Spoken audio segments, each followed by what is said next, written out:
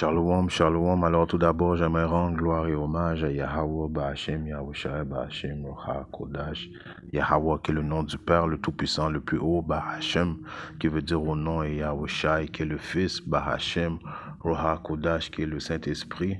Et shalom aux élus et du bonheur, respect aux apôtres, aux aînés de Great Millstone, car c'est eux qui nous ont appris cette vérité. Ici, frère à moi, c'est de Montréal et à vous seulement, je dis shalom. Alors, je vais faire une leçon assez rapide sur ce sujet qui refait surface de temps en temps, qui est le sujet de l'enfer, right? L'enfer, cette doctrine, cette fabulation, principalement, c'est les chrétiens qui dégagent cette fabulation-là. Il y a même aussi des camps israélites qui, même présentement, disent qu'il y a un enfer, right? Et l'enfer n'est pas réel. Pourquoi l'enfer n'est pas réel? À cause ce n'est pas biblique. Right? Yahweh Shimashai, premièrement, l'enfer lui fait paraître comme un dieu sadique, right? Qui a créé une création et puis qui va le faire brûler à jamais, comme s'il n'y a pas de miséricorde. Et on sait que Yahweh Shimashai est un dieu très miséricordieux. Right? C'est pour ça que, avant d'aller dans les 2-3 préceptes qui prouvent que l'enfer est soit une condition, right? Quand on dit je vis l'enfer, c'est une condition difficile, right? Les Israélites on vit l'enfer présentement, on est en bas de la société, on est oppressé par Eke Issa, on n'a aucun respect, right? Même les autres nations sont en haut de nous, donc on vit une situation très dure qui est infernale. Right? Et éventuellement, Yahweh Shim Yahushai va changer la donne, right? Éventuellement, sur la terre, on va vivre une condition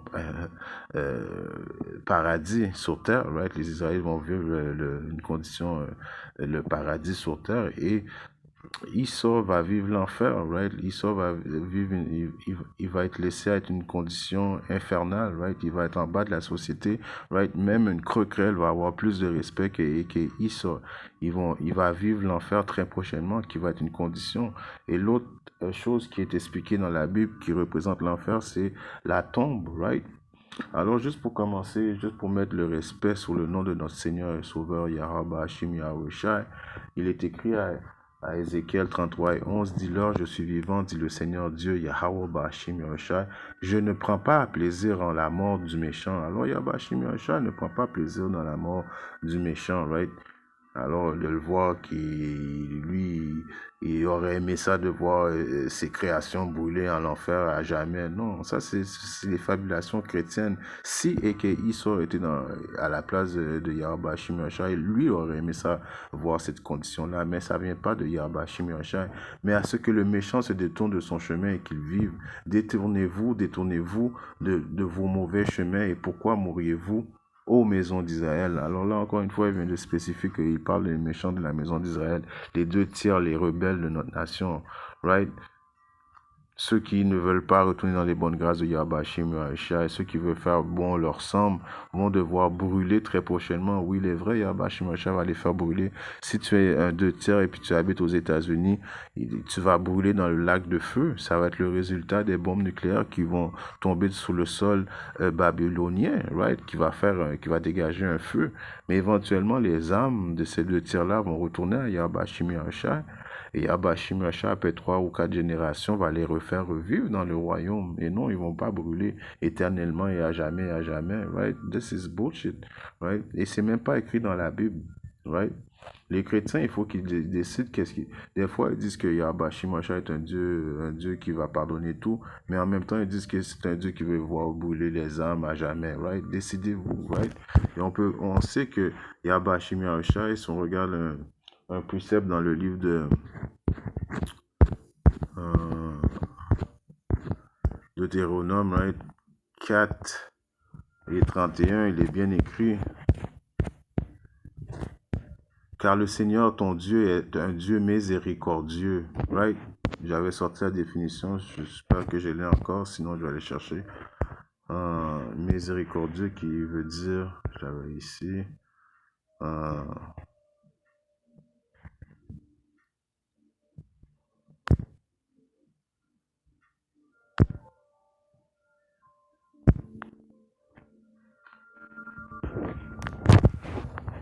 Ok. Miséricordieux. Alright, donc miséricordieux qui est écrit une définition simple dans le dictionnaire, qui a de la miséricorde, de la compassion, qui pardonne facilement. Alors Yahweh Shimashai a de la miséricorde, right? De la compassion, right? Il pardonne facilement, right? Il ne prend pas plaisir de voir même les méchants de terre de la maison d'Israël mourir. Si ce serait de lui, il aurait aimé qu'ils ne meurent pas, mais vu qu'ils sont rebelles, ils vont devoir faire face au jugement, right? Et pas juste eux autres, tout le monde va devoir faire face au jugement de Yahweh Shim Yahshua pour les choses que tu as fait, bonnes choses et les choses que tu as faites mauvaises, right? Mais il y a les élus de la maison d'Israël qui vont être sauvés, qui vont recevoir le salut de Yahweh Shim Yahweh à cause que, aux yeux de Yahweh Shim Yahweh, vu qu'on fait les travaux, on fait que ce qu'il aime, il va nous amener le salut à cause qu'il est miséricordieux. Et même il va être miséricordieux envers les deux tiers qui vont revenir après dans le royaume. Et non, cette place qui vont brûler à jamais, qui n'existe pas, qui n'est pas écrit dans la Bible. Right? L'enfer, encore une fois, est une condition ou la tombe. Right? Si on va regarder dans le livre de Siracide, right?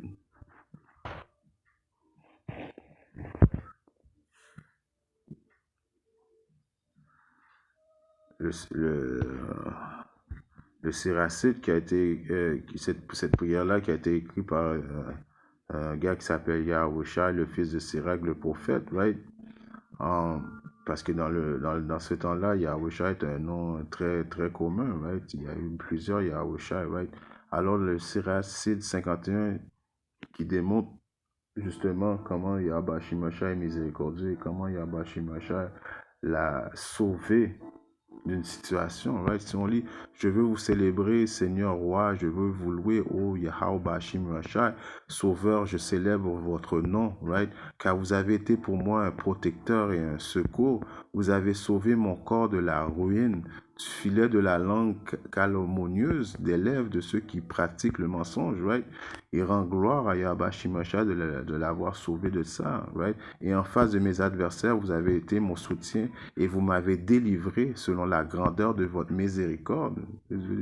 Très miséricordieux, Yahweh Shimashai. Il faut mettre le respect dans le nom de Yahweh Shimashai et arrêter de penser qu'il est un sadique, un Dieu qui veut juste voir ses créations périr. Non, right? C'est vraiment pas c'est vraiment pas comme ça, right? Et votre nom de ceux qui grinçaient des dents prêts à me dévorer, de la main de ceux qui en voulaient à ma vie et de toutes les tribulations dont j'étais assiégé, de la suffocation du feu qui m'entourait, du milieu du feu que je n'avais pas allumé, de l'abîme profond du Sheol, de la langue impure de la parole mensongère adressée au roi, de la calomnie d'une langue injuste. Mon âme s'approchait de la mort et ma vie touchait au Sheol et en bas. Right? Là, il est écrit au Sheol et en bas, mais si on lit en anglais, c'est écrit, on va le lire parce que des fois en français, ils changent les choses, right? Là, ils ont écrit le Sheol, right? Mais en anglais, on voit de quoi il glorifie Yahweh Shimashai de l'avoir sauvé de l'enfer, right? Ecclesiasticus.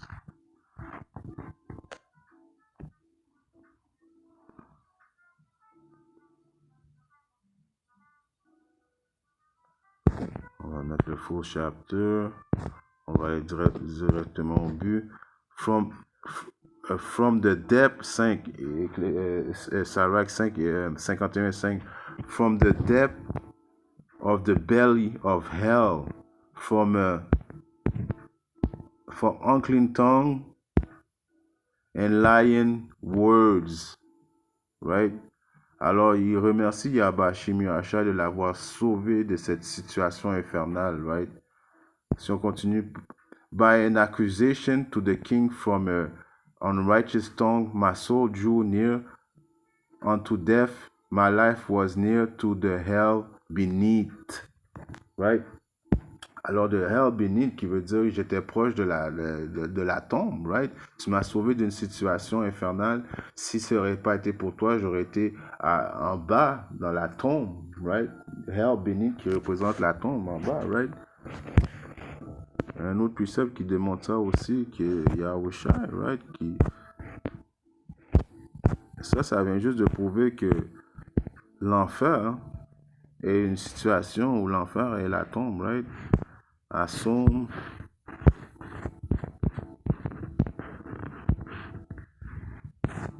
16, je vais zoomer pour voir mieux, et 10. Car tu laisseras pas mon âme en enfer, ni le permettras à ton seul sein de le voir la corruption. Alors Yahushua, quand il a été crucifié et puis tout, right, il a été dans la tombe, right, mais Yahweh Shimosha n'a pas laissé son corps pourrir en bas dans la tombe, right? Il a même sauvé. C'est pour ça que le corps de Yahweh Shimosha n'a pas été corrupt, right? Ça, c'est une signification qu'il a été en bas dans la tombe et non à l'enfer, right? Qui est une situation qui démontre que c'était juste, ça représente la tombe, le tombeau, right? Le Père Yahweh n'a pas laissé son fils, son corps devenir, comment on pourrait dire, pourri, right? Parce qu'on sait qu'il a été raised up. Dans le livre de Amos 9 et 2, quand même bien qu'il creuserait jusqu'en enfer, ma main les enlèvera de là, right? Alors, ça, c'est une représentation d'Esau qui va essayer de se cacher dans les bunkers. Il va aller essayer de creuser jusqu'en bas, en voulant dire juste dans la terre, right? Qui est une représentation, encore une fois, que l'enfer, tu peux creuser, qui veut dire en bas, right? Qui représente les tombes, right? Là, ça représente les bunkers. Ma main les enlèvera de là, quand bien qu'ils monteraient au ciel, de là, je les ferai descendre, right? Encore, on vient de voir, creuser, tu peux pas creuser dans l'air, il faut que tu creuses dans la terre, right? Il y a une représentation du tombeau, de la terre, tu creuses en bas, right? Qui est une représentation aussi de l'enfer, right? Si on regarde dans le livre de Jonas 2 et 2, il dit, j'ai crié au Seigneur à cause de mon affliction et il m'a entendu depuis le vent de l'enfer, right? J'ai crié et tu as entendu ma voix, right? Jonas qui était quoi? Qui était dans le ventre de quoi? Il était dans le ventre d'une baleine, right? Il a crié et puis il était dans une condition infernale et puis Abashi Machin a entendu sa voix. Encore une fois, ça vient de démontrer que c'est une situation infernale, right? Et non une place que tu brûles à jamais, right? C'est même pas vrai, c'est même pas écrit à nulle part dans la Bible, right? À Psaume 116, je vais finir avec ça à cause que c'était juste un real quick, right? Juste pour démontrer que l'enfer, c'est une situation, right? Une condition pénible, right? Très dure, right? Et, ou sinon, ça peut représenter la tombe, whatsoever. Yahweh Shimosha peut te délivrer de n'importe quelle situation, right? Psaume 116 et 3, les douleurs de la mort m'encerclèrent et les souffrances de l'enfer me saisissèrent. J'ai trouvé la difficulté à la douleur, right? Alors, vous voyez encore une fois, les souffrances de l'enfer me saisirent, right? Les souffrances de l'enfer, en voulant dire la situation dont laquelle je vivais me faisait souffrir, right? Mais éventuellement, il y a Bashim Yahshua à délivrer de ça, right? Alors, vous venez de voir dans une leçon assez short, mais droite au but, que l'enfer n'est pas une place dans la terre où ce que les âmes brûlent à jamais, mais l'enfer veut juste représenter une situation, right, infernale, une condition, et sinon ça veut représenter la tombe, right? En espérant que cette leçon a édifié un frère ou une soeur quelque part dans le monde. Si Yahweh Shimosha le veut, je reviendrai très bientôt avec une autre leçon. Shalom.